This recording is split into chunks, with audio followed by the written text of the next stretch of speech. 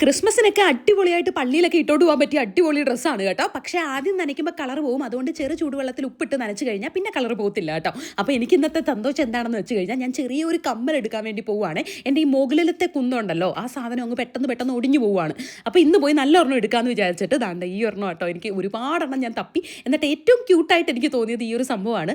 അങ്ങനെ അത് ഞാൻ ഇട്ട് നോക്കിയപ്പോൾ ഏട്ടനും ഭയങ്കരമായിട്ട് ഇഷ്ടപ്പെട്ടു കേട്ടോ. നിങ്ങൾക്കും ഇഷ്ടപ്പെട്ടു എന്ന് പറയണം. ഞാൻ ജോസ്കോയിൽ, കൊല്ലം ജോസ്കോയിലാണ് കേട്ടോ ഞാൻ എപ്പോഴും പോകാറുള്ളത്. ഞാൻ ഇങ്ങനെ കുഞ്ഞി മണി സാധനങ്ങളൊക്കെ എടുക്കാൻ വേണ്ടിയിട്ട്. അപ്പോൾ അതാ ഇങ്ങനെ കേട്ടോ ഇപ്പം എൻ്റെ ചെവി ഇരിക്കുന്നത്. ഹായ്, എന്തൊരു ഭംഗി. ഇതൊരു കമ്മലാണ്, ഒരെണ്ണമായിട്ട് എനിക്ക് എടുക്കാൻ പറ്റിയില്ല. അതുകൊണ്ട് ഇതിൻ്റെ രണ്ടെണ്ണമായിട്ടാണ് എടുത്തത് കേട്ടോ. വേണമെങ്കിൽ നമുക്ക് കുഞ്ഞു പിള്ളേർക്ക് കമ്മലായിട്ടും ഇട്ട് കൊടുക്കാം.